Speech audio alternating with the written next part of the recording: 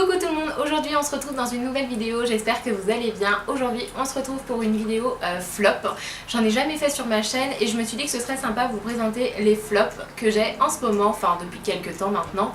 Voilà, on n'en montre pas assez je pense, on montre plus des favoris et c'est vrai qu'on a quand même des flops certaines fois et là j'en ai quelques-uns et vu que c'était la première fois que je fais ce genre de vidéo, du coup je me suis dit allez fais-la aujourd'hui. En plus t'as fait tes favoris il y a 2 semaines donc ça va aller dans la foulée. Donc voilà, donc je vais vous présenter tout ça, j'espère que ça vous plaira. J'ai ce shampoing sec à vous présenter. Alors c'est pas la marque Baptiste en soi, c'est ce shampoing sec là.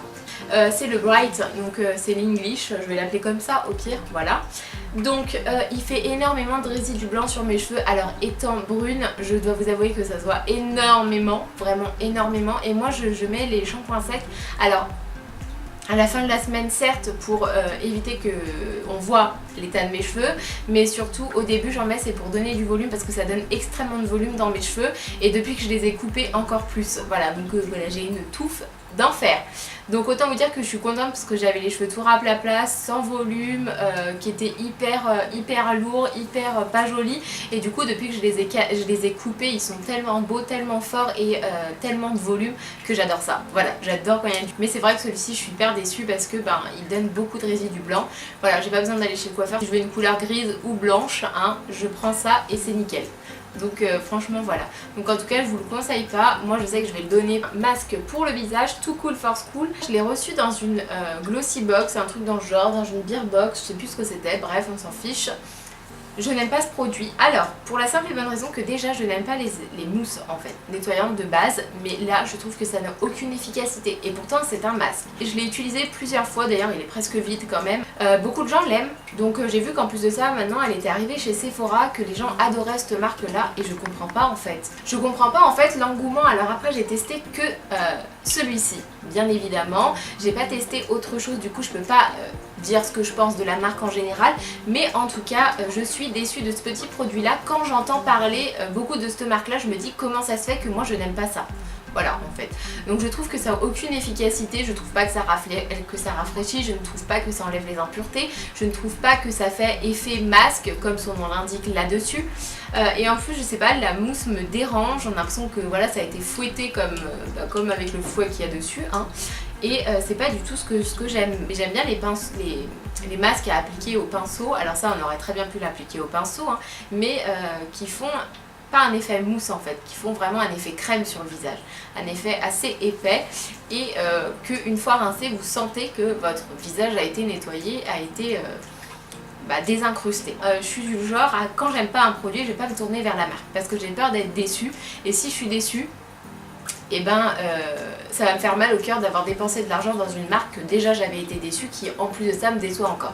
Voilà, je sais pas si vous comprenez, mais je suis plutôt comme ça. On va rester dans les masques, donc là c'est les masques peel-off en général. Donc pour celui-ci, c'est celui de chez Emma, c'est à la grenade je crois, masque film apaisant lissant à la grenade, masque formant un film qui retire les impuretés de la peau aux extraits de grenade et de fruits de passion pour une sensation lisse et douce. Alors c'est vrai que quand vous l'enlevez vous avez vraiment une peau qui est repulpée, lisse, douce, tout ce que vous voulez. Je déteste la texture, rien que pour la mettre sur le visage je déteste la texture, mais alors pour l'enlever c'est une vraie merde. Vraiment c'est une catastrophe. J'ai dû mettre un quart d'heure à l'enlever et encore j'arrivais pas à enlever le film en fait. Il n'y avait pas de film en fait. C'était un résidu qui restait sur votre visage. Je me suis dit mais comment je vais l'enlever? J'ai utilisé mon savon, j'ai utilisé mon éponge de chez Spongeac pour justement pouvoir l'enlever. Même avec ça partait pas. Je me suis dit je vais rester avec un masque sur la tronche, c'est pas possible quoi. Donc là non, c'est vraiment pas possible. Je comprends pas non plus l'engouement autour des masques peel-off et des masques en tissu parce que je n'aime pas ça non plus. Vous allez dire que je suis difficile, mais moi je préfère les masques classiques en fait. Voilà, avec les masques en crème classiques que vous appliquez sur votre main, sur votre visage directement et basta, sans film, sans rien du tout. J'ai un déodorant à vous présenter de la marque Rexona. C'est de la pub mensongère en fait parce que ça fait vraiment des taches blanches sous les vêtements noirs, alors que dessus il y a écrit que c'est pour les vêtements noirs et que ça ne fait pas de traces. Donc vous pouvez m'expliquer pourquoi vous faites l'inverse? Et en plus de ça c'est hyper la galère pour l'enlever à la machine parce qu'il y a encore des résidus quand vous le sortez sur les vêtements noirs. J'en ai fait les frais, donc autant vous dire que c'est hyper pénible. Ça sent le Dove, je déteste le Dove. Franchement il est plein, voilà, je suis deg hein, parce que ça pue, voilà j'aime pas mais je vais le donner à ma mère. Au niveau de l'efficacité, je trouve ça pas très top du tout hein. Franchement il y a des déos qui font bien mieux leur job que ça hein. Surtout on est en été, on aime bien être protégé entre guillemets. Donc franchement non c'est pas possible, vraiment pas. Ce petit produit là tout le monde l'aime je crois, c'est ceci. Je déteste, ça m'a donné des boutons et c'est à cause de ça que j'ai des boutons depuis quelques temps. Je l'ai utilisé, j'ai eu des boutons directs. Et maintenant pour m'en débarrasser, j'ai encore des boutons qui sont à l'intérieur de ma peau que je n'arrive pas à enlever. Et je vous assure que moi n'ayant jamais eu de boutons, c'est une vraie contrainte. L'Oréal Soin Skin Expert Hydrate Genius à l'Aloe Water, je ne comprends pas. En plus de ça, ça sent l'alcool, c'est horrible, je déteste les produits qui sentent l'alcool, pour moi c'est rédhibitoire, du moment que ça sent l'alcool c'est mort. Voilà, donc je comprends pas que les gens l'aiment, du coup je suis hyper déçue parce que j'ai pas de crème aussi efficace que celle de chez Neutrogena, j'en ai acheté une autre, mais c'est pareil, ça sent l'alcool etc. Mais elle me fait pas de boutons, donc c'est déjà un bon point. Donc en attendant je vais la terminer, mais en tout cas ça, franchement pour les peaux sensibles qui sont hyper réactives, et qu'ils ont tendance à avoir des imperfections, je vous le conseille pas. C'est pareil, tout le monde l'aime et c'est ce produit là. Oui, alors quand je l'ai acheté, je me suis dit tout le monde en parle, c'est génial, ça démaquille très très bien, que ce soit les yeux, le visage, le waterproof, tout ce que vous voulez. Un 400 ml, un démaquillant pour les yeux, sachant que pour mon visage j'utilise de l'huile. Et ben je comprends pas. En fait, je peux pas enlever tout mon mascara avec ça. Clairement je peux pas enlever, je suis obligée de passer mon huile par dessus. J'ai encore des résidus de mascara mais vraiment beaucoup.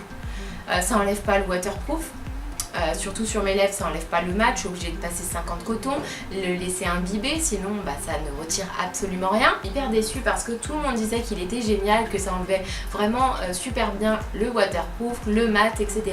et que vous n'aviez pas besoin de rincer. Alors ça c'est pas vrai, vous êtes obligé de rincer parce que vous avez un film gras qui est désagréable. Pour le buzz que les gens en ont fait, je m'attendais à beaucoup mieux. On va passer au maquillage, j'ai deux produits à vous présenter. Donc c'est un mascara, c'est le Maybelline Fossil Push-Up Drama, donc qui se présente comme ceci. Donc il a une brosse en picot. En fait le problème c'est que si la brosse en picot fait son job, je vais l'aimer, mais si elle ne fait pas son job, je vais pas l'aimer. En fait ça va, je trouve que c'est travailler ses cils avec une brosse en picot, c'est pas du tout pratique. Je préfère vraiment les poils naturels en fait sur les mascaras, et je trouve que ça allonge beaucoup plus mes cils. Et moi c'est vrai que j'arrive pas à mettre de faux cils, du coup j'ai envie que le mascara soit intense mais donne beaucoup de volume, et avec ça ça fait des pattes d'araignée. Donc c'est vrai que j'étais un petit peu déçue. Après voilà, je l'ai eu en promotion, du coup c'est pour ça que je l'avais acheté. Mais voilà, c'est vrai que j'étais un petit peu déçue. J'avais pas regardé en fait des avis sur internet ou quoi que ce soit, parce qu'en général je regarde quand j'ai envie d'acheter un mascara, je le regarde avant de l'acheter.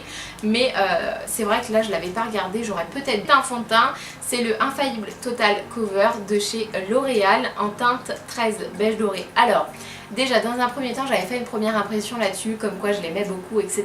C'était une première impression, donc forcément après vous le retestez. Il fait pas des amas de produits hein, mais il s'oxyde en fait. Donc du coup déjà que la teinte est beaucoup trop foncée pour moi de base, mais en plus de ça, s'il s'oxyde, je ressemble à une patate en fait.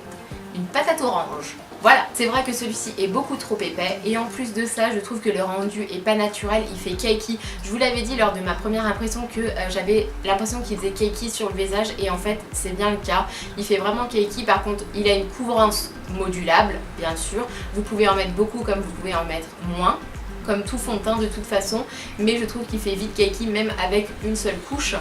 Donc voilà, pour moi c'est un gros flop, et c'est vrai qu'au début je l'aimais bien, mais j'ai vite changé d'avis. Un dernier produit à vous présenter, et vous allez être très surpris parce qu'elle était dans mes favoris pendant un certain temps. Il s'agit de la base de chez NYX, la Angel Veil. Alors je l'ai adorée pendant presque 6 mois. Et en fait j'ai voulu la retester il n'y a pas très longtemps. Ça m'a bouché mes pores déjà d'une, et de deux ça a déplacé mon fond de teint. Donc je me suis dit ça c'est plus possible. Cette vidéo est terminée. Et bien franchement je m'épate toute seule. Je pense qu'elle aura duré même pas 10 minutes à tout casser, mais on va dire que c'était quelques flops que j'avais envie de vous partager. Donc j'espère que ça vous aura plu. En attendant, dites-moi en commentaire tous vos flops. Je vous fais de très gros bisous, et nous on se retrouve très vite pour une prochaine vidéo. Salut tout le monde.